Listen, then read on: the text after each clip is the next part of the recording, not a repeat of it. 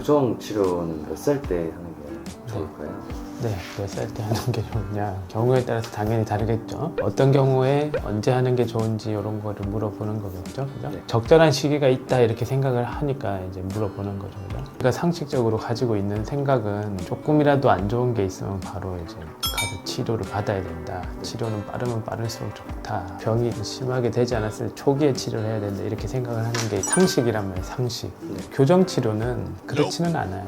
경우에 따라서 다 치료 시기, 적절한 치료 시기가 다르고 너무 일찍 하면 안 좋은 사람도 있고 너무 늦게 하면 당연히 안 되는 경우도 당연히 있고 그래서 많이 물어보는 거죠. 교정 치료에 있어서는 무조건 일찍 하는 게 이제 좋다 이런 상식이 통하지가 않아요. 그게 조금 달라요. 사람들마다 좀 다른데 이제 접근 방식이 다른데 어떤 엄마들은 뭐 5살도 데리고 오고 이러거든요. 그게 또 틀린 건 아니에요. 뭐 빨리 데리고 와서 나쁜 건 하나도 없단 말이에요. 기본적인 원칙을 좀 알아보고 사례를 몇 가지 한번 생각을 해보자고요.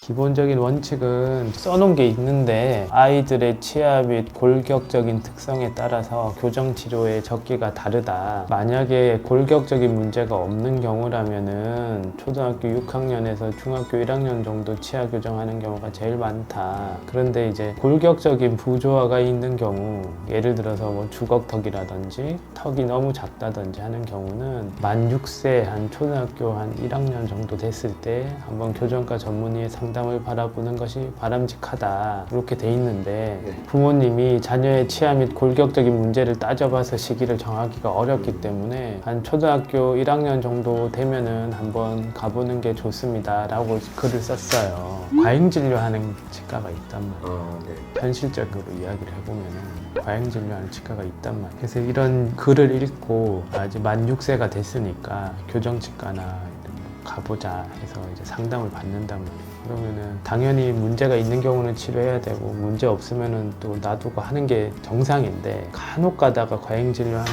치과에서는 만 6세에서 와도 뭘 이제 문제가 없는데도 치료를 하자고 하는 경우도 있고 아니면 그때가 치료에 이제 적절한 시기가 아닌데도 너무 일찍 치료를 하는 경우가 있단 말이에요. 사실 그런 문제를 치과에 가서 적절한 이야기를 들을 수 있으면 애초에 관심을 안 갖는 거예요. 부모님들이 애초에 이런 문제를 많이 관심을 되게 많단 말이에요. 근데 상식적으로 생각했을 때 그거 치과 가서 물어보면 되는 거거든요. 근데 치과에 안 가고 스스로 관심을 가지셔가지고 계속 알아보고 이렇게 공부를 한다는 이유는 뭐냐면은 당연히 교정치과에 가서 물어보면은 하자고 하는 경우가 많기 때문에 어떻게 보면 신뢰도가 조금 낮은 문제죠. 실제로도 그런 경우가 좀 꽤 많고 하기 때문에 그런 주제가 중요한 주제가 되는 거예요. 그러면 그런 거를 어떻게 피할 수 있을까요? 피할 수가 있겠어요? 피하기가 어려워요.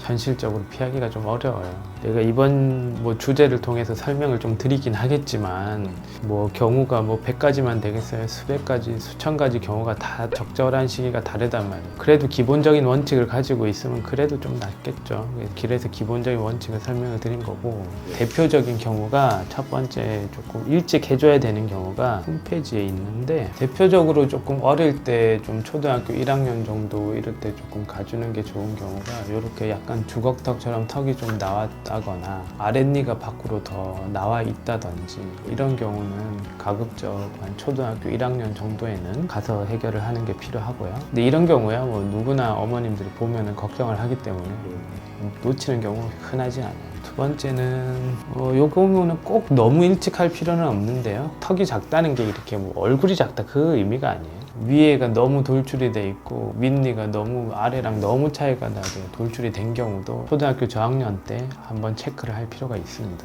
치료의 시기는 아이들마다 조금 달라요. 네.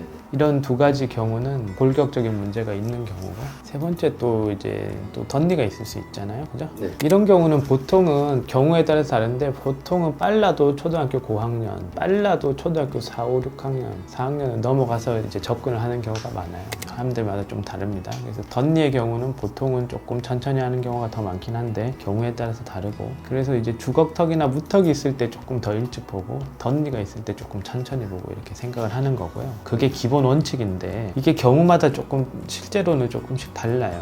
예를 들어서 이 경우 이건 뭐냐 하면은 유치가 빨리 빠진 거예요.